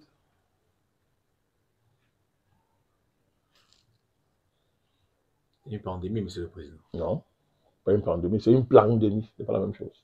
Le président, le L que vous introduisez là, il signifie quoi? Il est consacré aujourd'hui par tous les rapports internationaux. Tout le monde pas de... Non, ne peut pas la même cas, ils écrivent les rapports. C'était une fake pandémie. Même la Chine, ils le connaissent. Vous avez créé un néologisme là, monsieur le président. Non, tu n'as pas créé. Je reprends à mon compte un néologisme qui est vrai. C'est une pandémie. Est-ce qu'il y a encore débat dessus? Les gens ont tué les gens. Quel est le rôle de la Chine dans cette affaire? Quand on parle du laboratoire de Wuhan. On parle des gens, non? Si. Ceux qui sont morts ne sont pas les gens. Si, si. L'homme qui vous parle est un allié de la Chine. Moi, je crois, je suis un allié. Il s'agit de la Chine. Mais je vous dis, on est des panafricanistes pour faire attention. Il faut savoir décrypter un test quand les gens parlent. Vous voyez très bien que dans tout ça, à la fin, la Chine parle d'elle-même, de ses intérêts. Et que vous gagnez simplement en étant soumis aux intérêts chinois. En étant des gens qui s'inscrivent dans leur géopolitique. Comme nous sommes tellement tombés bas et que bon, on est au niveau où on est avec des gens qui ne veulent pas réfléchir, ben, on est content. Mais attention, ça peut être, maintenant, quand on lève ça au niveau de concept de gouvernance mondiale, ça devient plus inquiétant. C'est comme si on demandait, un arrangement entre les Blancs. Les panafricanistes sont contre ça. Qu'est-ce que vous avez besoin? Comment? Qu'est-ce qu'ils proposent à la place des panafricanistes? Nous défendons les intérêts de l'Afrique. Nous militons pour l'émergence d'une géopolitique de l'Afrique. C'est clair depuis longtemps. C'est pour laquelle depuis très longtemps. Je ris souvent quand je regarde des gens se faire appeler panafricanistes. Moi, je me fais rire. Il nous faut un panafricaniste au XXIe siècle, quelqu'un qui a une pensée géopolitique globale au profit de l'Afrique. Donc pour vous, monsieur le président, ce monde multipolaire, c'est une transition. C'est une transition. Oui, et l'Afrique doit avoir son pôle. Bien sûr, il faut construire ça. C'est une transition. Voilà.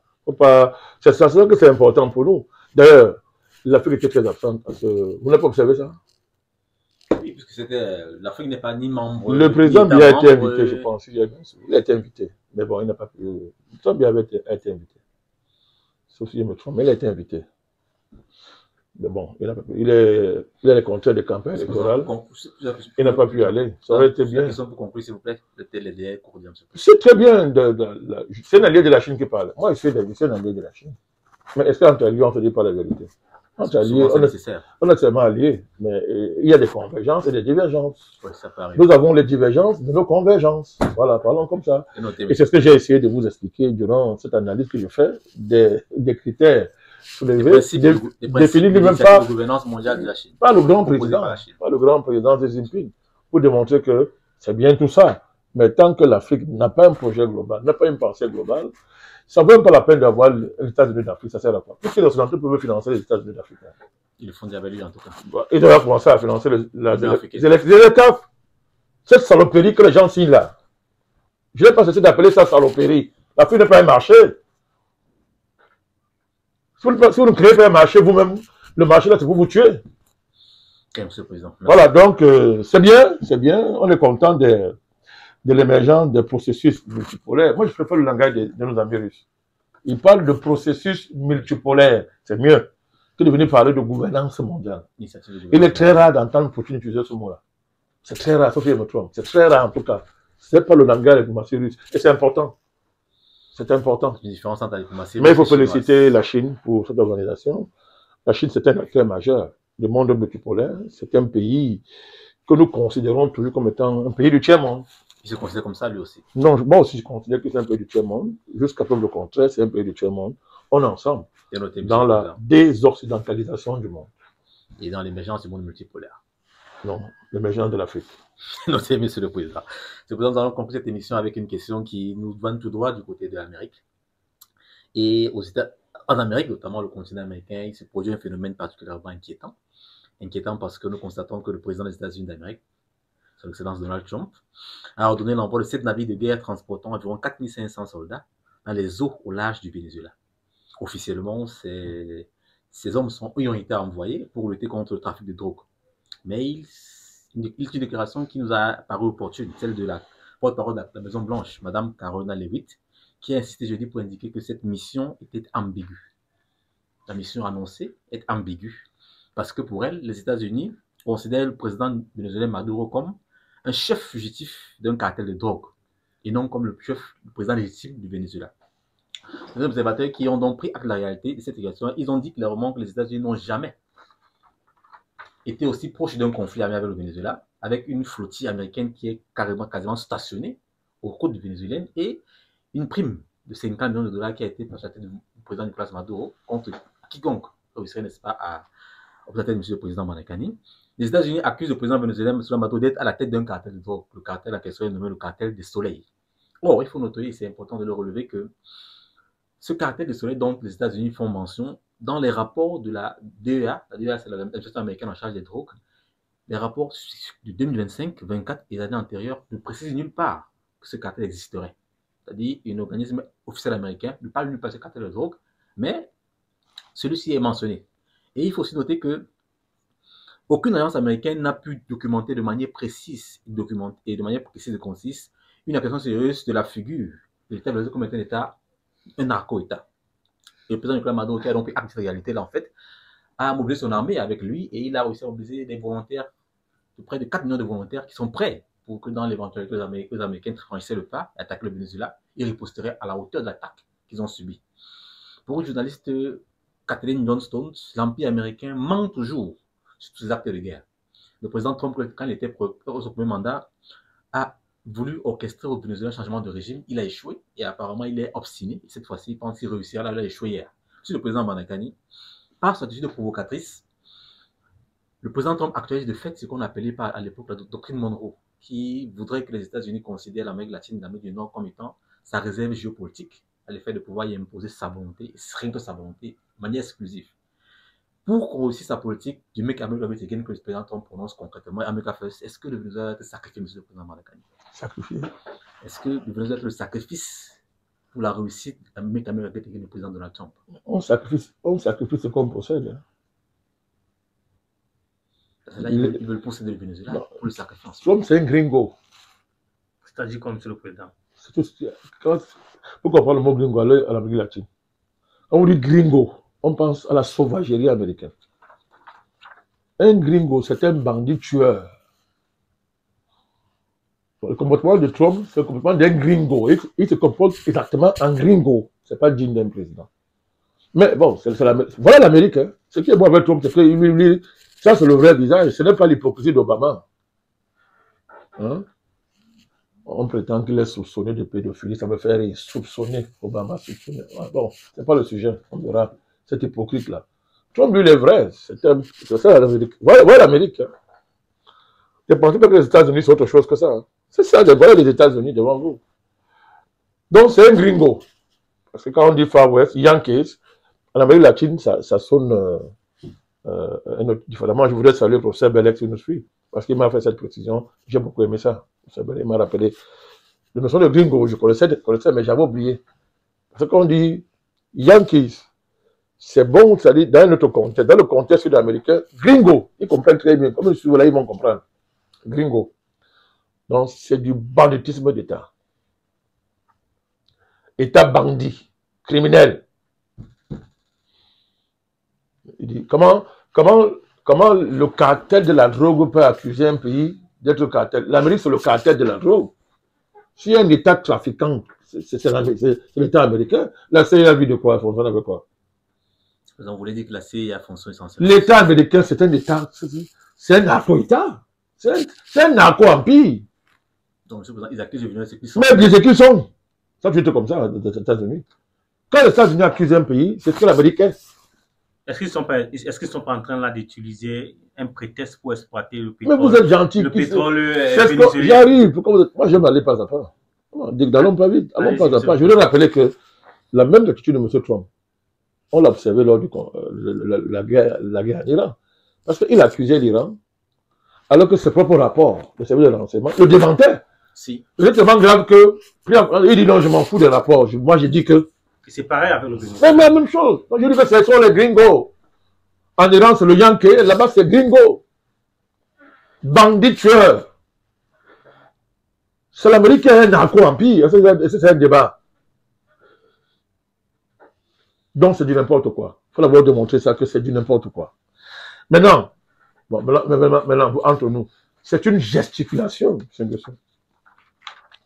Trump, sa démarche là-bas, c'est-à-dire, à la fin, ça sera même plus utile pour lui. Parce que c'est 10 minutes qu'il fait ça, tout le temps il fait ça. Il ne va rien faire, il ne peut pas. Il ne peut rien faire au Venezuela. Il ne peut rien. Parce que c'est bis repetita. Vous êtes son premier mandat. Même chose, il a fait la même chose. Il voulait imposer l'autre marionnette, ce vaurien là. Juan Guaido. Mais quand il a voulu agir, Maduro a fait la même chose, hein. Avec le soutien de la Russie et de Cuba. Vous avez oublié? Non. Et qu'est-ce qui s'est passé? Plus tard, il a voulu négocier. Il a reculé, non. Il a reculé. Et Juan Guaido a fui. On l'appelle, il a fui.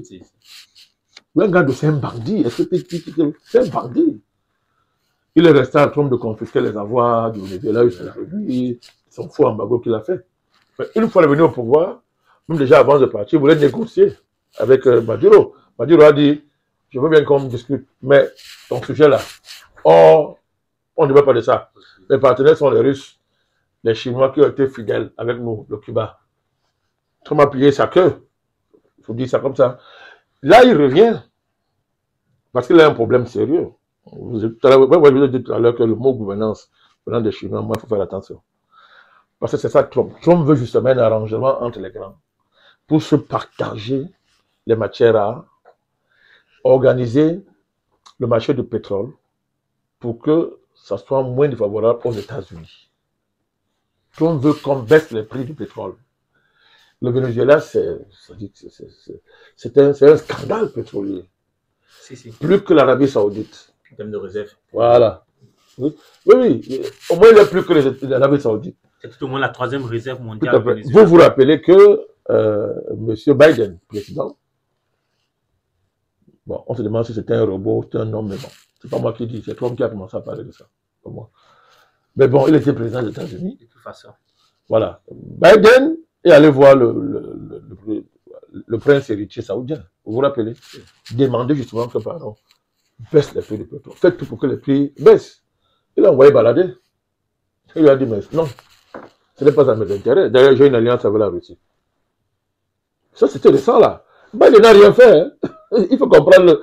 Pendant que tu as raté, que j'ai compris que l'Amérique latine, l'Occident est en déperdition. Biden est parti, le président, le prince héritier Salman n'a pas changé sa position. Vous comprenez très bien donc le rôle du Venezuela. Trump a besoin du pétrole vénézuélien pour équilibrer la dépendance à l'égard de l'Arabie Saoudite. Parce qu'avec ce pétrole, il pourra demain parler, amener les Saoudiens à changer de politique immédiatement. Il veut ça. Vous vous rappelez, en Alaska, un des enjeux en Alaska, ça a été de dire aux Indiens de cesser leur relation avec la Russie. Il est constant dans ça. Et il n'est pas fou. Hein. C'est un gringo. Mais il n'est pas fou. Les gringos savent ce qu'ils veulent. Donc, il voit très bien que ce soit avec l'Inde, que ce soit avec l'Arabie Saoudite, que ce soit avec le Venezuela, la constante est la même. C'est-à-dire qu'il faut que l'Amérique maîtrise ses sources d'énergie pour gérer l'inflation et gérer le déficit budgétaire américain. C'est un dossier vital pour Donald Trump. C'est vital pour lui s'il ne règle pas ça. Là, il fait ce qu'il peut faire. Mais c'est perdu d'avance. Il veut négocier. Mais il va se ridiculiser. Parce que les méthodes sont archaïques. C'est extraordinaire. Ce sont des méthodes, mais c'est incroyable que les Américains, qu'un président se comporte comme ça. Ce sont des méthodes vraiment. On est vraiment. Il a des méthodes vraiment. Hein? C'est-à-dire que c'est incroyable que il ne peut pas, parce que les Russes ne le sauront pas faire. Venezuela a des alliés. Et puis, Maduro est implanté dans le pays parce qu'il faut se rappeler ça. Le problème, c'est un vieux problème. Dès l'indépendance du Venezuela, les Américains contrôlent le pétrole vénézuélien. Et les cartels pétroliers, là, Chevron, Tesac aussi, ils contrôlent le pétrole vénézuélien, pendant que la population gisait dans la misère absolue. Des milliardaires se partageaient le pétrole. Quand Chavez arrive, il a changé tout ça. Ah oui. Mais ce que tout le monde a oublié, c'est que Chavez a créé de nouveaux Vénézuéliens qui sont redevables à cette politique historique qui a changé leur vie. Que ce soit en termes d'instruction, d'accès à l'université, augmentation du niveau de vie. Donc quand Maduro mobilise 4 millions de volontaires, c'est pas un jeu. Ces gars-là croient. Ils savent que leur vie dépend de capacité à affronter. Maduro, c'est la continuité du chavisme. Effectivement. Bon, c'est trop compliqué pour Donald Trump. Et notez, M. le Président. Il s'est fait des calculs commerciaux d'argent. Pour chuter, M. le Président, sur la question. Le Venezuela ne tombera pas. Soutien total au président Maduro, au Venezuela. Dénonçons la politique gringo de Donald Trump. Nous dénonçons l'impérialisme américain. Soutien total à l'alliance alternative bolivarienne des peuples en Amérique latine. C'est différent du Mercosur. Le Mercosur, c'est le Brésil. Et sur la question, Lula n'est pas sûr. Il joue un jeu là. Lula. Il joue un jeu là sur la question. Donc, nous, on parle de l'alliance alternative bolivarienne des peuples en Amérique latine, qui est déjà une initiative du président Chavez. Donc, soutien total au Venezuela, soutien à l'ALBA, soutien au peuple d'Amérique latine, non à l'impérialisme yankee gringo. Merci, Monsieur le Président Bandakani. Nous sommes arrivés ici après plus d'une heure d'émission. À la fin de cette émission, Monsieur le Président Bandakani, nous avons évidemment, comme d'habitude, pris la peine de nous balader dans le globe terrestre et nous avons eu plusieurs haltes importantes, Monsieur le Président Bandakani. Nous allons évidemment commencer par notre pays, le Cameroun, qui est votre pays aussi, qui vous est cher, Monsieur le Président, pour prendre acte de ce que le génie de la colonisation... ma patrie chérie. Ah oui. Pour prendre acte de ce que le génie de la colonisation a consisté essentiellement à créer et à inventer des ethnies et des tribus pour les opposer les unes aux autres, notamment la fameuse maxime très connue, diviser pour mieux régner. Et dans le cas camerounais, hélas, le tribunal américain participe à cette tentative occidentale de l'esclavation du pays. Mais fort heureusement, les Camerounais tiennent bon et la Camerounité qui est si chère à M. le Président Bandakani est certainement au-dessus et prime sur les origines ethniques différents Camerounais qui sont d'abord Camerounais avant d'être autre chose, M. le Président Bandakani. Pour le cas du Sénégal, M. le Président, vous avez clairement indiqué que le parti de gauche était évidemment un leurre et que les tenants de celui-ci étaient les imposteurs, en l'occurrence le président Bassirou Diomaye Faye et son premier ministre Sonko, qui ont clairement vu leur masque tomber parce que désormais les Africains savent à qui ils ont affaire. Ils ne sont pas panafricanistes parce que leurs comportements sont loin d'être panafricanistes pour assumer comme ils le font un séminaire gouvernemental entre la France et le Sénégal il faut véritablement être à milieu du panafricanisme pour le faire. Le Sénégal, hélas, continue à vouloir jouer ce rôle extraordinaire qui lui avait été donné historiquement au grand détriment des Sénégalais. Tout à fait. Qu'il ne faut certainement pas confondre avec les Sénégalais parce que eux, ils ont peut-être une bonne estime de ce qu'ils sont, mais les gens sénégalais, hélas, pour la plupart, sont francophiles et ils aiment bien prendre leur tête à Paris, hélas. Le vrai débat en Israël, M. le Président Mandakani, selon vous, c'est de savoir comment un système démocratique israélien peut élire un individu tel que Netanyahou, qui non seulement est un sioniste, mais aussi un révisionniste et un messianiste, M. le Président Mandakani. Un génocidaire. Génocidaire en plus. Voilà. Telle est la question fondamentale que vous posez pour comprendre davantage les éléments qui ont cours actuellement en Israël et qui se traduisent par des marches, des manifestations par milliers de personnes qui exigent la fin de la guerre à Gaza. Monsieur le Président Mandakani, en analysant la démocratie française, vous avez clairement indiqué que, en fait, ce qui se passe, c'est que la démocratie française est malade et la France aussi est malade, autant que sa démocratie. Elle vit donc une crise de démocratie grave et on craint que le diagnostic vital soit engagé parce que véritablement, il n'est pas exclu que la France soit emportée par son obsession démocratique qui peut l'amener tout droit vers les abîmes. La France, évidemment, pour vous, n'est plus un État, mais elle est la propriété privée d'un groupe d'intérêts concentré par des familles qui, hélas, s'organisent pour alterner, c'est-à-dire placer ceux qu'ils veulent au pouvoir en France. Et vous avez terminé, M. le Président Mandakani, sur la question spécifique du comportement de Trump au Venezuela en disant que celui-ci était un gringo, c'est-à-dire un bandit voleur qui prend plaisir à arracher ce qui ne lui appartient pas, en menaçant. Mais vous avez terminé sur notre optimisme en disant, M. le Président Mandakani, que le Venezuela ne tombera certainement pas. Pas du tout. Il triomphera des États-Unis. S'il n'est pas tombé sous Chavez, il ne tombera pas sous Maduro, parce que Chavez et Maduro, c'est la continuité du bolívarisme du chavisme. M. le Président Mandakani, merci d'avoir été avec nous pendant tout ce temps et d'avoir prêté votre intelligence à analyser cette situation politique importante pour apporter une clarification nécessaire à la compréhension des Africains qui sont des milliers pour vous comprendre, M. le Président Mandakani. Merci, M. le Président Mandakani. J'étais à mon poste.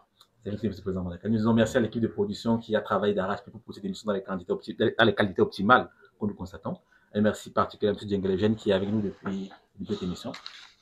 Merci aussi, mon cher Ghislain Kessé. Merci beaucoup, Président. Il est plus à l'aise en anglais. Hein. Et merci aussi. Il faut dire ça, il est plus à l'aise en anglais. Et merci aussi à nos chers abonnés et internautes qui suivent cette émission.